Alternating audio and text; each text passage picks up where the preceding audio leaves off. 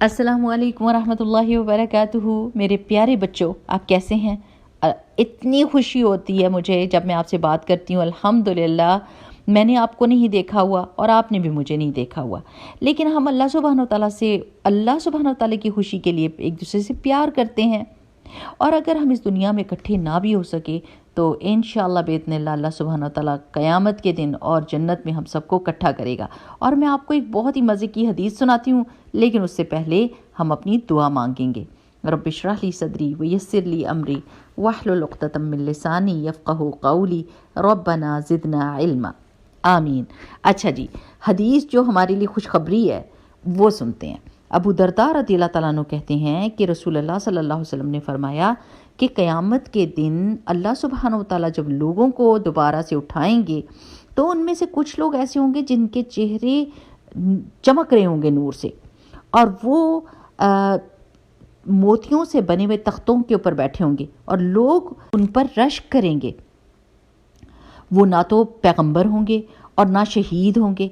ये सुनकर एक बद्दू जो बैठा हुआ था वो अपने घुटनों के बल बैठ के पूछने लगा, ए अल्लाह के रसूल सल्लल्लाहु अलैहि वसल्लम, हमें बताइए ताकि हम उन बंदों को पहचान सकें।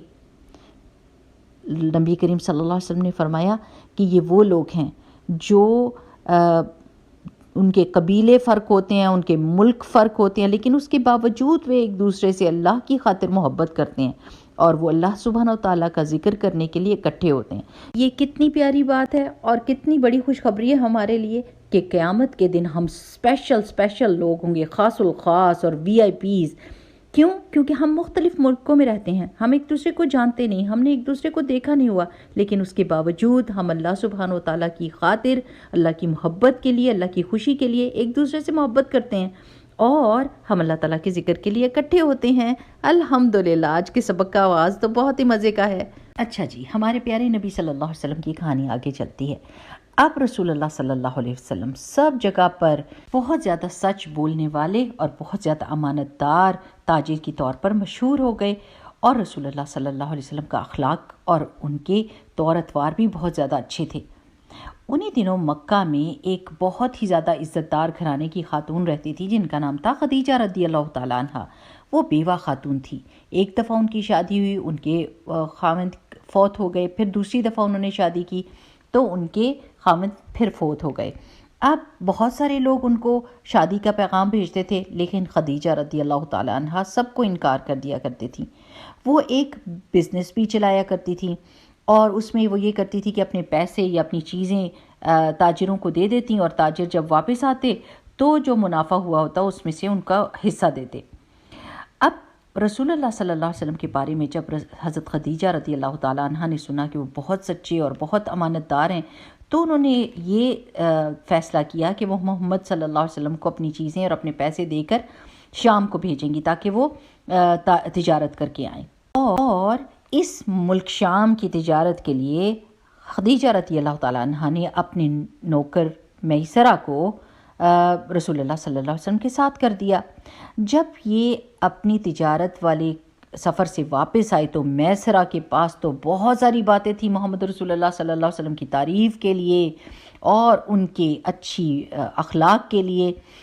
हज़रत खदीजा रज़ियल्लाहु तआला अन्हा बहुत ज़्यादा मुतासिर हुई और उन्होंने ये सोच लिया कि वो मोहम्मद सल्लल्लाहु अलैहि वसल्लम से शादी करेंगी, और क्योंकि ये उनके ज़िंदगी के बहुत अच्छे साथी साबित होंगे, तो खदीजा रज़ियल्लाहु तआला अन्हा ने अपनी सहेली नुफैसा को भेजा रसूलुल्लाह सल्लल्लाहु अलैहि वसल्लम के पास शादी का पैगाम देकर। रसूलुल्लाह सल्लल्लाहु अलैहि वसल्लम ने ये बात सुनकर अपने चाचाओं से मशवरा किया और उनसे बात की, तो रसूलुल्लाह सल्लल्लाहु अलैहि वसल्लम के सब चाचा राज़ी हुए और उन्होंने हज़रत खदीजा रज़ियल्लाहु तआला अन्हा के चाचा को शादी का पैगाम भेजा और यूं ये शादी हो गई माशाअल्लाह। शादी के वक्त रसूलुल्लाह सल्लल्लाहु अलैहि वसल्लम की उम्र 25 साल और खदीजा रज़ियल्लाहु तआला अन्हा की उम्र 40 साल थी, और किसी रिवायत में है कि वो 28 साल की थी, लेकिन बहरहाल वो रसूलुल्लाह सल्लल्लाहु अलैहि वसल्लम से बड़ी थी। अब हम ये देखते हैं कि हमने इतनी सी बातें सुनने के बाद क्या सीखा कि प्यारे बच्चों, हर काम का एक ख़ास वक्त होता है जिसके ऊपर वो अच्छी तरीके से अदा हो सकता है।